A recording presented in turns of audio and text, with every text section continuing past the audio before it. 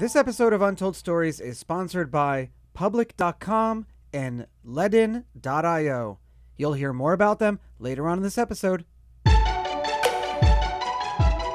What is up, everyone? I am Charlie Shrem, and you're watching and listening another awesome episode of Untold Stories, where twice a week together, we get to dive deep with some of crypto's most influential leaders, passionate people, those like my guest today, Brian, who have quit their job to go full-time into their project, to really understand how this movement came to be, where we are right now, and where we're going in the future. Brian Laughlan, thank you so much for coming on Untold Stories today. You are the developer and the lead project engineer. I don't even know what you'd call yourself, the leader of the Satoshibles NFT project, which is an amalgamation of 5,000 very unique NFTs, and you guys are up there in the top projects like CryptoPunks and some of the others. I'm a holder of a Satoshable. I love the project, but I love that power of the community, and we're going to talk about that a lot today. But really, like, you were kind of telling me early on the show, how like Satoshi, you were kind of like singing Satoshibles. That you're, what is something about like non-fungible tokens? What is something about Satoshibles that you kind of wish everyone knew? What is something what do you know so much about that only hit your head against the wall sometimes when you meet someone and they don't really understand that concept or something? Well, it's a good question. I mean, the actual project itself is it's a bit of fun, right? I mean, it's not you can't take it too seriously. It's a funny avatar project basically, so it's not the most serious thing in the world. But what I feel has basically been born out of this is the community side. You touched on it there. What we've been able to build just by building a community and our holders coming together in Discord. That's the special part for me right now. But then it's also like what we can do with it as well. Like going forward, the utility and just it also celebrating the artwork a little bit. I can talk about the art later. So we have a young artists involved in the project as well. So many people commenting on the art as well. So I like sharing art. I like sharing community, and I think it's really cool. What did you do before? So my background is in design. I was a designer, and then I quickly got annoyed that the things I was designing didn't work. So I kind of learned web development myself over time, front end development, a little bit of back end development, and then basically just started my career in front end development. I started in Scotland, in Glasgow, and then moved over to Switzerland 11 years ago to continue my career. Do you like living there? Oh, it's beautiful. It was the hardest choice, but the best choice I ever made. I was only 24 years old.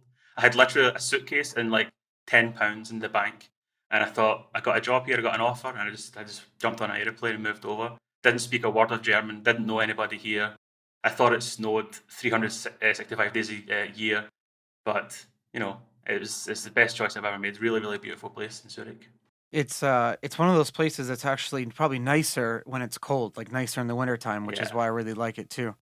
yeah. And crypto's like Ethereum and some of these early projects were founded and people were like locked up in their cold houses in Switzerland, and they came up with some of these craziest ideas. And like the Ethereum Foundation, I think is actually still based in Crypto Valley, like in Zug, I think it's In pronounced. Zug, yeah. Exactly, Zug, yeah. That's where I'm currently starting my business there. So I'm registering my business currently in Zug. So it's like just like Crypto Valley in Switzerland. That was such an early uh when the Swiss government got involved in saying, "Hey, like come and start businesses here and move here."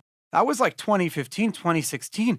It's all timing in this industry, right? Because NFTs have existed kind of on Bitcoin almost forever. I mean, you did have like the rare Pepes and some of those things that were trading on Omni and on Mastercoin and on Counterparty. But the thing is, it wasn't until really like Satoshibles, CryptoPunks, and that really is considered the first wave. The other ones are considered like the prequel. And really, I don't understand why. Maybe you can tell us why. But I remember saying to myself, yeah, the old NFTs were just ugly and focused too much on the technology and not the beauty of the actual NFT itself. Yes, it's totally true. They were not the prettiest things in the world. And it was all about timing as well. I think everything is about timing when you look at Web 2 services as well. MySpace maybe came out at the wrong time.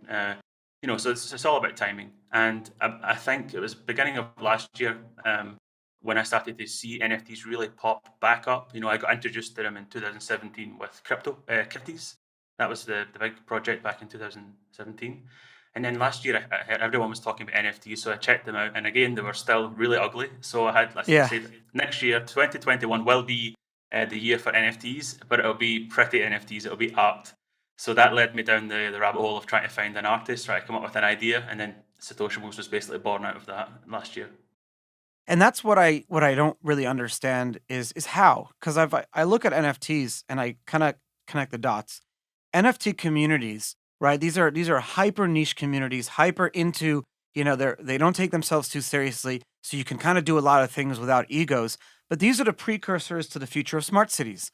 DAOs, decentralized autonomous organizations that govern, whether they're like Web3 metaverse type cities or like in real life, like, the physical city that you live in. This is the precursor because the world is watching how these communities kind of govern themselves, self-governance, and how they work with each other and how they create new ideas, how they solve problems together, how they're all stress tested. So here you have the Satoshibles, huge community, a huge NFT community, right? You have 5,000 were the OGs, but then you have like different, during Halloween you were minting monsters. Now you have you're doing some other stuff with built with NFTs for charity, and we'll talk about that in a few minutes.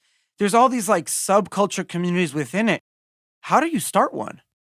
It's tough. It's really tough. I mean, to start from nothing without a community and also without a following. I had no Twitter followers basically when I started, so it's really hard to get your voice heard basically. Yeah, you But started from the beginning.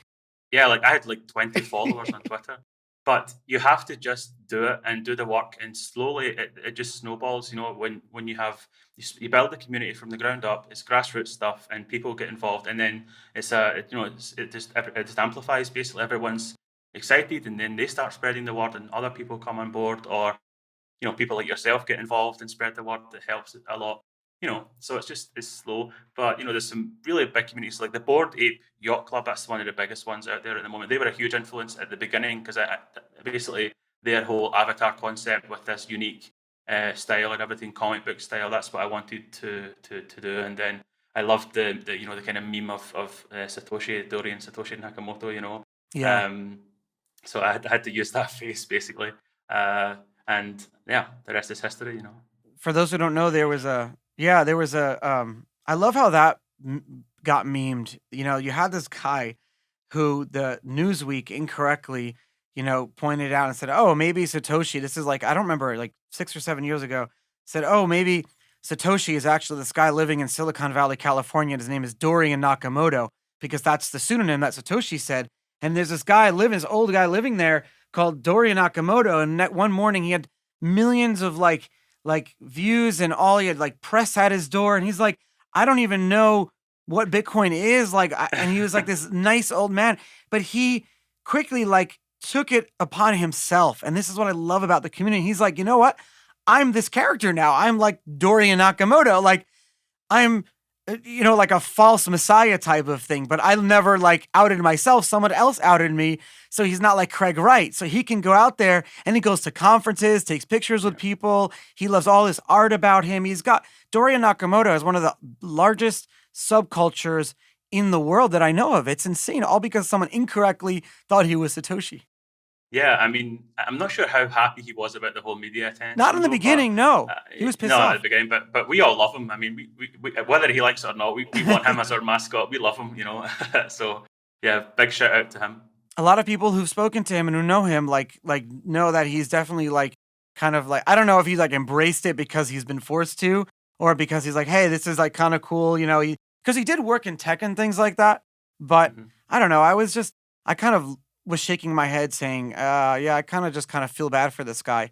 But this is cool because what other industries rely on the culture and the technology in order to further its development, right? Like that's what you're doing now. You're taking culture, you're taking subculture, and you're kind of merging it with technology, and you're building the next big thing. People are going to be saying, yeah, like these Satoshable NFTs were the precursors to Eventually, you have like cities being able to raise bonds to build new buildings. Bitcoin City down in El Salvador. Like that's what's happening here. Yeah, it's totally amazing. I mean, the technology, as with everything, technology moves so fast, and I feel we're so early in the NFT space right now. It's crazy. We're basically where Bitcoin was 6 years ago, with NFTs. So there's just so much potential, and my brain every day is just like bubbling away with these ideas. I kind of missed out on the Web 2 bubble. I was a little bit. I was in college at the time, and I had ideas, but I didn't have enough, knowledge to actually to do them, and I kind of missed that bubble. And now I Yeah. feel I've got my second chance to basically, create something huge here, because I feel like we're now going through this big, massive wave of not just like creativity in terms of the art, but also the technology side's coming up as well. So yeah, there's so many cool things happening. I want to really understand more the grassroots of this, and I want to understand like what makes the community great. You have the Discord, Telegram, Twitter, across all social mediums. You have this wonderful community, and so and when you and I originally got in touch, maybe it was like 6 months ago. That's what originally attracted me to it because I do actually when people send me their projects and things like that, I actually do I do the research. I do look into them all and what I was like, who is this guy? What is this project? How does it have this community? Where did it come from? Because, like you said, almost a lot of these projects today have hundreds of millions of dollars behind them, influencers, VC world, behind them, private equity. There's some money pulling the strings to reach an agenda. But here, there's no agenda. So the community, you're on a boat with no, like have no destination. It's true. Yeah, It's yeah, it's true. beautiful. Relish in that. Yeah. Yeah, we're quite proud of the little community we've got. We just wish that more people like would see the journey, jump on the journey as well. It's really hard to stand out from the crowd at the moment because with every successful thing, you get a million different people trying to Yeah. also jump on board. And there's I don't know how many NFT projects have been released in the last 6 months. So it's really hard to stand out from the crowd. And we made a decision as a community is like, listen, let's just not shout the loudest. Let's just start building things. Let's continue to grow ourselves, and don't go screaming at people. Look at us. Let's just actually build stuff. And that's what led us down the road of built with Bitcoin, building that project out. We've built a really cool bot as well in the Discord, which does loads of cool interactive things as well. So we've just been building stuff, and we'll continue to build stuff until we keep growing. Tell us about the Built with NFT project.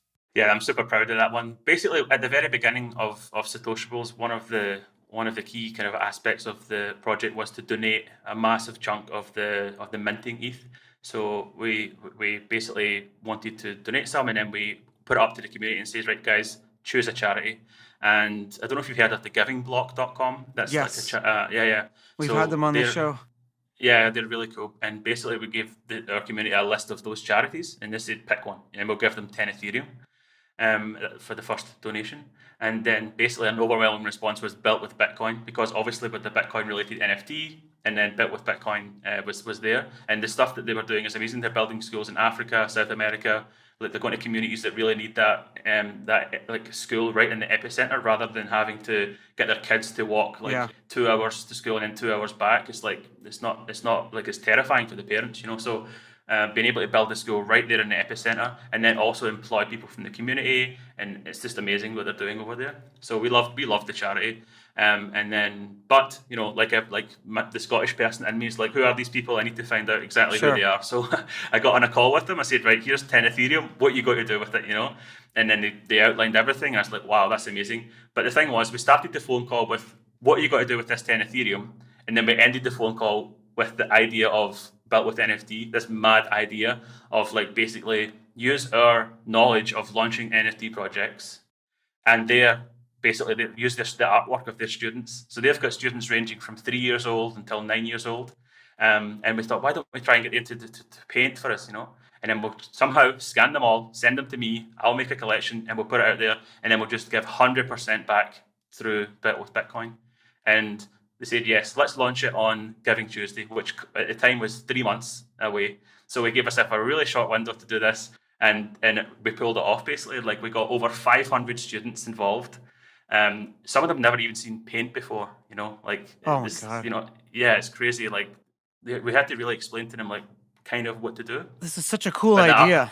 the artwork is beautiful, really beautiful. And they managed to, built with Bitcoin, their team on the ground managed to scan every single one of those 500, upload them to Dropbox or whatever, send it to me, and then I processed them all. And then we launched, I made the website, smart contract, and then we launched it. And we've minted now 200 NFTs. And those 200 NFTs, like if we've got a breakdown on the website, like even those 200 NFTs is enough to like make a whole new like water system for a small community. It's crazy. 1 mint, even just 1 mint is enough for a whole school uniform. It's Really? like What does it for cost to a mint one? 0.06 Ethereum. It's just like it's a good investment, but like it's it's the worth normal it. kind of price nowadays for an NFT. Basically, Yeah. like that's the going price kind of. So this is where like where I'm understanding the value and how these communities kind of go. So here you have a project where there's like a very, very minute investment. You're getting, or not even investment, you're buying an NFT, you're getting one. It's unique and everything. There's a social good behind it. So you actually want to encourage other people to come in and get involved too. And that creates this like another hyper niche community within it. And the community ends up doing a lot of the work behind it once the snowball gets going. Yeah, definitely. And we've set a royalty fee actually of 7.5% on all secondary sales. And 100% of that is also going back to the charity. So even once you buy or mint the NFT, if you then sell that on, you're still contributing to the charity. And then if they sell it on, they're still contributing. So it's like this. It's just always going to be this. Hopefully, this like continuing income stream for the charity. Could you take this technology in a decentralized way where it protects my privacy as an individual and create an ecosystem where if my spending, earning, and saving was done all on chain, could some percentage of income or something be taken and given to a charitable cause? Like that's the technology that you're building here, but you're doing it on a massive scale. So what if 20,000 people all said, here is a non-fungible unique token that every time it's transaction, it benefits a social good. That's Yeah, crazy. 100%. I mean, smart contract, right? You can pretty much do anything with the smart contract. So you just need to build in the address where you want to send the donation to, and it's all automated, it's decentralized, stuck there on the blockchain forever. So that's totally doable, yeah. And as you said, I mean, imagine doing that on scale. Charity on scale. Oh man. That would change the world, basically. It's crazy. Well, that's the biggest thing. I literally I the other day I saw the biggest problem with charity today. Uh Someone tweeted to Jack Dorsey and said, or I think it was Elon Musk, and said, "Hey, why don't you give like 20 or 30 billion dollars to the World Health Organization or something like that?" And Elon Musk responded and said, "If they can tell me right now how they would spend that money, I would give them the money right now." And I was like, that's literally the problem is there's Mhm. lack of transparency with, and they're like, where is the line? There's a gray area. So I agree with that. Yeah, definitely. I mean, that's why it's important for me to get on a call with these guys. And to be honest with you, I spoke to the founder, Yusuf, and basically I got an instant feeling of, yeah, this guy, he's genuine. He knows what he's talking about. He outlined it really in a way where it's like, yeah, I'm really comfortable handing over 10 Ethereum to this guy. Yeah. And not only that, he showed me the proof, like he showed me the videos. He told me the stories also. Yeah, so it's important to know where your money's going, and if the more you decentralize this stuff, and maybe the more you give the power back to the actual donators as well, through blockchain somehow, that would be Yeah. really, really good. Core And development, things like the giving that. block is doing a lot of that. Well, right now you're talking about just core development and building software, but eventually, when these things are powering smart cities, you're talking about like paying the sanitation workers all on chain and things Yeah, like that's that. awesome. The mayor getting paid, like that's kind of like the world that I envision down the road. Like someone asked me the other day, it's like, why don't you live in such and such place? And there's a place that I work in a lot, so I'm constantly traveling, and I'm like, well, this city in America is known as like the most corruption, public graft, embezzlement. It's terrible. It's a revolving door, crime. It's the worst. Why would I want to live in a city and pay property taxes to that city? I feel like I'm being stolen from every single day. I think every day now, especially with the COVID world, we're realizing more that home and where you live is your sanctuary. And so more people are going to be pushing for more transparency. And I think that this is where our technology has a time to shine. Yeah, I hope so. I mean, that sounds like a beautiful future, definitely, and an exciting future.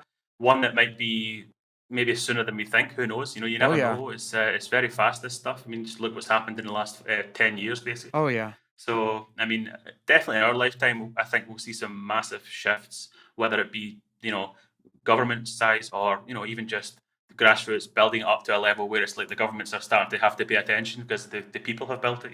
So yeah, pretty cool. So you have Satoshibles, which takes its culture from Satoshi, from the early Bitcoin culture, and then you have um, Satoshibles built on and currently on running on the Ethereum blockchain.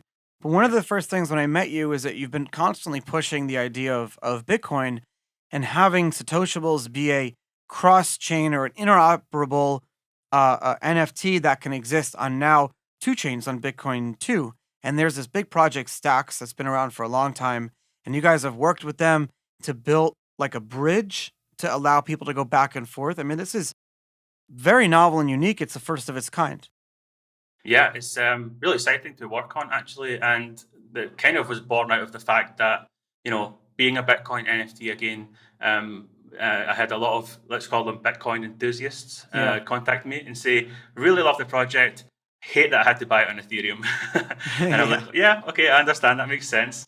And then one of our basically early adopters, Trevor Owens, he put me onto Stacks. He says, "Listen, you can get this on Bitcoin, And I said, "What's a Bitcoin NFT? That's not a thing now."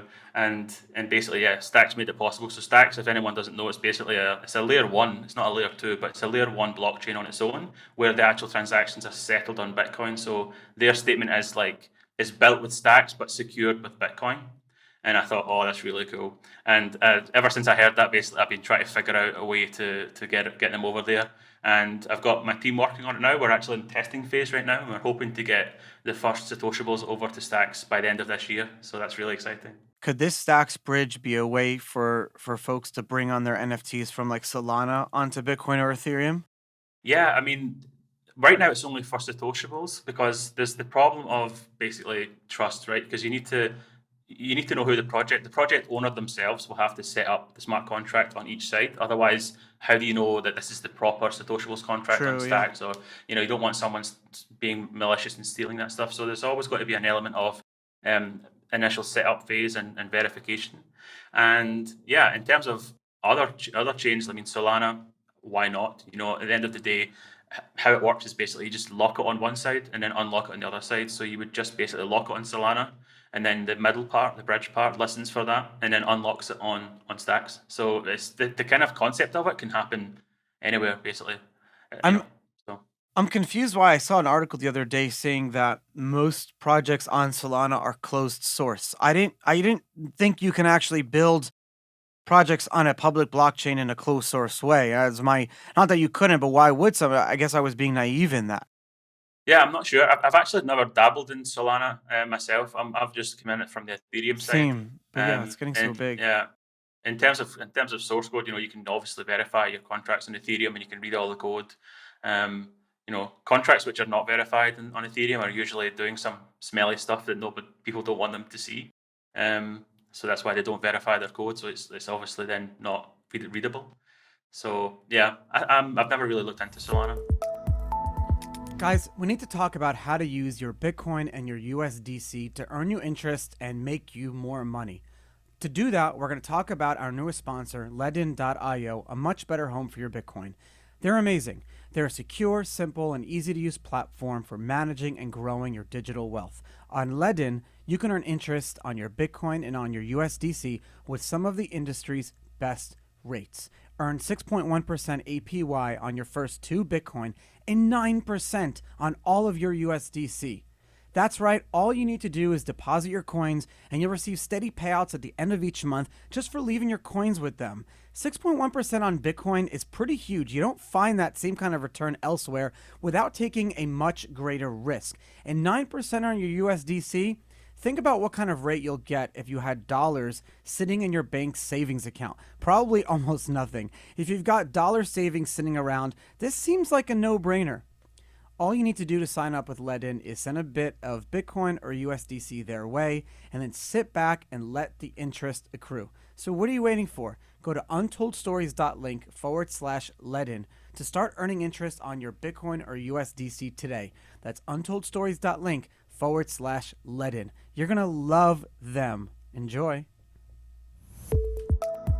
We're all used to investing in different types of cryptos, and we know that you can buy as little as $1 worth of any coin or token, but you can't do the same thing with stocks, bonds, and ETFs and all those other like traditional assets. And then if you can't do it all in the same place. Our newest sponsor, public.com, it's a super awesome community where they take your privacy seriously, and you can get in there and trade slices of crypto, Bitcoin, all different coins and tokens, and also stocks, bonds, ETFs, equities, and it's all done in the same place.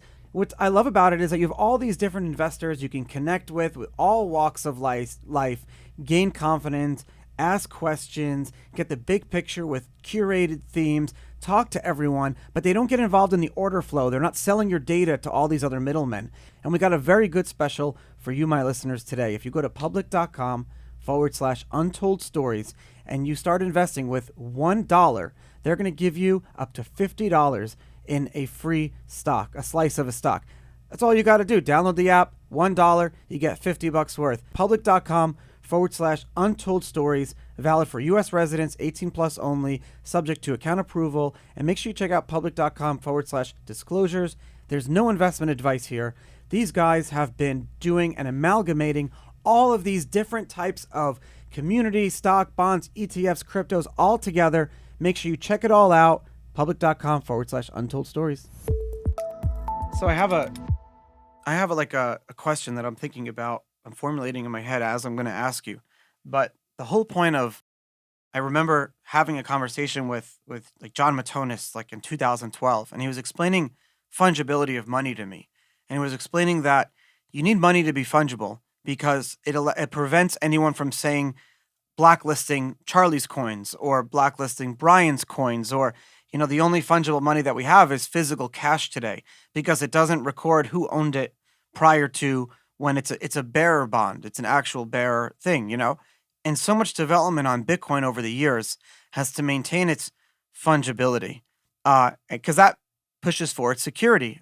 We just activated Taproot, which further, actually, it's really great because it makes all transactions look the same on Bitcoin. So whether they're a smart contract, a multi-sig transaction, or a regular Bitcoin transaction, now on Bitcoin, it all looks the same from the public eye because it's a very privacy-oriented project, right?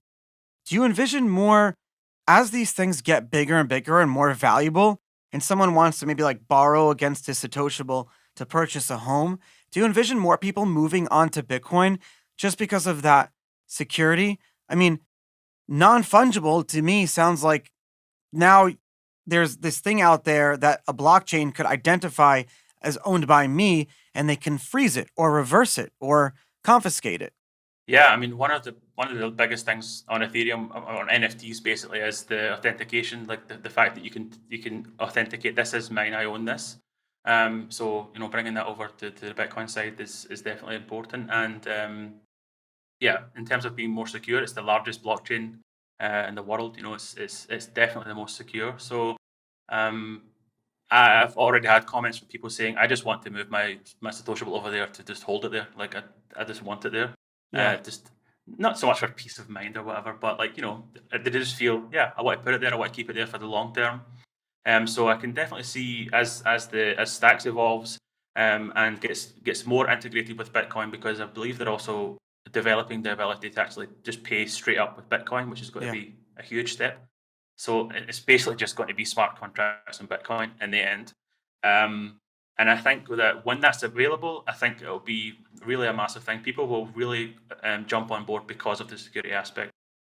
Yeah, the security aspect is such a big thing, and you'll see definitely like all blockchains kind of competing for the future projects, but at the same time, maybe like total value lock there will be a thing. I know we're talking more macro now, and you're having interoperability. So the idea of building like Stacks Bridge now for this one project now, I envision it being an open thing where other projects will want to utilize that same technology, potentially bring on other blockchains, interoperability is definitely like the way of the future. Oh, 100%. I mean, that will be the thing that unlocks everything. I don't believe in like winner takes all thing. I Same, think that yeah. basically there'll be some blockchains that will do things better. Maybe Ethereum will be the metaverse. Maybe that's the place to go for the metaverse. Bitcoin's the place to go for the long storage, for the cold storage, for the security. Who knows? And then some other blockchains got to pop up now and do something Yeah, else. new It's ones that we don't even know yeah, about yeah, yet. definitely for the more utility style things. So I think there'll be different things, but the important thing is that they're not closed, and there will be easier ways to communicate between them, because then it's like really, really, really cool, because you've no limits. Then you can just start doing things in Ethereum and then telling Bitcoin, hey, lock that up there, or give me some of this Bitcoin, or So I think that's the only way it should go. So Interoperability. here you are, like you were telling me earlier that you quit your job, you're full-time Satoshibles, you're full-time crypto. Uh, does does having like a community behind you, does that give you comfort knowing that you're kind of not doing this alone? Oh, definitely. I mean, it would be really hard to do it alone. Yeah. I was alone I was alone at the beginning. I was myself, and then I got IOP involved, our artist. But he's not technical. I mean, the first question he asked me was, "What's an NFT?" And I'm like, "Okay, we've got a long way to go here, my friend. I need to teach you first of all what an NFT is." But once we started building the community, and the struggles that came along with, like, oh, we're not getting the exposure that I like, and it was quite hard to grow something, and you feel the pressure building when you've got the community. But at the same time, a few of the members reach out to you and they're talking to you like, hey, everything's got to be okay. We can That's talk great. about it, and it's like, and they really helped. A few of them really helped me along the way. And quitting your job is not an easy thing to do. It's a scary thing to do. And a few of the members have also really helped me along that journey as well. So yeah, basically I've made really good friends through the community, and yeah, I hope more people join. It's an understanding too. It's like sometimes you want to talk to other members of a community before you talk to like a therapist because, they get you automatically. You're of the same like thread or whatever. It's a beautiful Definitely. thing. Yeah, That's and literally what I it's love about it's this. it's weird to say, but also maybe also before family, because my family's like, they love the success and everything, but they do not get it. Like, I love them for it, but they're like, yeah, it's something to do with Bitcoin, and something to do with computers. My mom says, like, like, yeah, it's something to do with computers. Yeah. It's hard for them. My parents still a decade later still don't get it. It's hard for them to understand. Like you and I were products of this internet world where and tell me I don't want to speak for you. I'm just making assumptions, but which is by the way making an ass out of you and me is what I heard making assumptions. I like that But one. I'm assuming your social world that you grew up with, like myself, was internet chat rooms and message boards and Definitely. forums, and Oh, you're first MSN Messenger, definitely. exactly. And so like these our parents like their social worlds were their high school and these dances and the proms and all these other like in the lockers and like getting bullied, pushing people against the wall. Getting trolled on Twitter is the modern day getting stuffed Yeah. into a locker. Yeah, times 1 million. Times 1 million. Yeah. I mean, it's like it's It's pretty so pretty true. dark sometimes, man. Like it can get pretty brutal. These keyboard warriors and stuff. So, I but think like it's you said, dark we are because now veterans. We are veterans in this now. yeah, Like, yeah, we were that first generation. That's why that first yeah, generation it was more blunt. It was more like still figuring it all out. Now it's softened a lot. Like you see, like there's more rules and boundaries and like lanes that you have to stay in on across all social media. But it used to not be that way. You used to be able to do whatever you want, say whatever you want, how you ever wanted. If you got someone to not like me, but like I would see people and they would have their goals. If you can get someone to cry and quit, that like you won. And that's such a negative thing in the early days of the yeah. internet. I hated that. Yeah, I mean, it was some. I was supposed to say it was pretty bleak, man. Pretty dark. Try to avoid those places and just talk to your friends. And the chat rooms were. I would log in a chat room and log back out like 5 seconds later. Like, nope, that's not for me. Thank you very much. Yeah. And then the social media came along, and that was the next wave, and that was I really bought into the whole let's all connect thing. And then, obviously now you're like, well, let's not give them all our information thing. It's like, Yeah. Everything so into hybrid or yeah, whatever. Yeah, definitely. And like my young nieces, they grew up now on that side, so they grew up with the social media side as well. So it's different to see how they also interact with their friends. Like I think we were lucky enough because when we were kids, we were able to still go out and roll around in the mud and do some things. But Yeah. these kids today are just like, these kids today. I can't believe I just said that, but these kids today, they're always on the phone. It's And not free anymore. That's what it yeah, is. Like you know what it is? Offline fun or like roll around in the mud type fun is going to be a novelty in the future. And to do that cost money. Like yeah, I never would have thought that I can go and pay to throw axes at wood and drink beer. yeah, You ever go to those exactly. places? I could just do that when I was a kid, just go in the forest and get a bunch of your dad's like axes and knives and throw them at the Yeah. tree or whatever. I don't know. Yeah, one of your friends with legs would get chopped off, but that's what Yeah, exactly. Not many axes in Scotland when I was a kid, though. But I know what you're trying to say. you guys get to play around in like castles, and I know just every American assumes that all of Scotland is filled with just constant castles. Yeah, and people in kilts, just running around with haggises, throwing each other with the haggis, and we live in castles. No, I don't think there's any castles in Glasgow that I know of. You need to go a little bit more north to get to the castles. But Glasgow itself is a really cool city. Glasgow's a really like multicultural. The music scene's really cool there. The art scene's really cool there. So yeah. Yeah, we'll be out there in January. If there's I know I have a lot of Scottish listeners, but if you're listening, get in touch because I'll be out there, and I definitely could use some friends just in life, not just friends in one place. I could always. But Yeah. you think you'll move to Bitcoin City in El Salvador? I would love to. Yeah, I think that would be really cool. I'm really paying attention now to what El Salvador's doing. I think it's really cool. Built with Bitcoin, they're also there as well. They're on the ground there.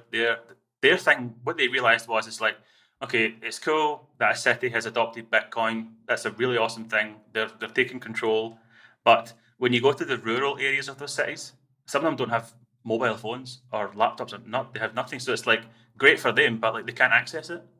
So Built with Bitcoin they've realized this and they're actually donating like mobile phones and technology and computer laboratories on the ground in El Salvador right now, in these rural areas so that they can benefit from this, so that they can also get involved.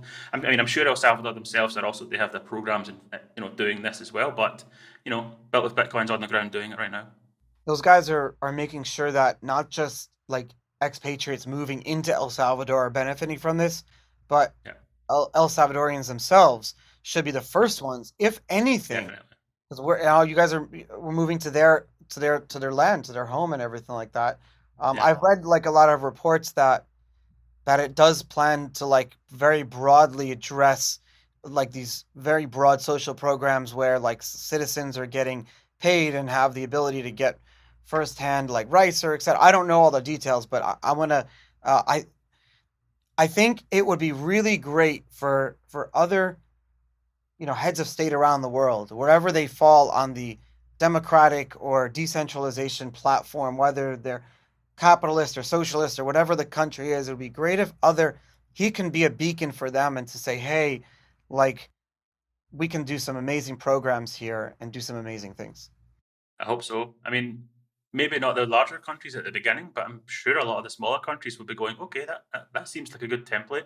Yeah. Let's try it, and then it'll come up from the ground, and all the small countries will use it, and then then the big countries will be like, well, the people will start saying, when are we getting it, and then that's when they'll have to change. But again, it's a pure technology, it's decentralized, and there's no like corruption there. Like you can't. It's hard to like mess around with it. Yeah. You asked me earlier, I had an idea and I didn't send you the message yet. And so this was my Oh idea. yes. Yeah. I'd like 245 guests on this show, all pillars of our community. I think to honor them would be really cool if you wanted to with Satoshibles, if we could mint and then give them each their NFT, or like they get 10 of them are minted and you're giving them 10 so they can do whatever they want with them. I want to give them as gifts to my podcast guests for coming on the show. It could be a really good idea. Yeah, definitely. I mean, we have Ayub, our artist. He's really talented. He can make some really cool stuff. I'm just So, saying. and we've got our special editions as well. Our special editions have been That's what going. I We want have to do, the like an untold story special. Yeah, definitely we can do that to your guests. No problem at all. I mean, we have the Super Satoshi, and we have the golden Satoshi as well. So the super Satoshi is an actual Superman with the Dorian face, and it sold for like 7 Ethereum as well. So it's Wow. like, yeah, actually Satoshi number one, it sold for 17.4 Ethereum, which was the biggest A sale we had so grassroots far. project where the value had to be created from the first penny up until now. It's such a beautiful thing to hear and to see that because it also gives other projects to say, hey, let's go more the grassroots route instead of going like, hey, raise $50 million first or something like that. Yeah, I mean, and especially now that the one I mentioned, Satoshible number one, we actually gave that one away. Like that was part of the benefits, if you like, of the beginning. So It gave me we mine too. yeah, exactly. Yeah, well, we gave a lot away. I Yeah, and gave them all yeah, away. and the Satoshi number one, we gave it to one of our. It was a prize drawing, basically, of one of our original mentors. So we had a competition, and one guy basically won it, and we sent him it, and it's the first one. It's the original one, and he messaged me saying, "Hey, would you mind if I sold it?"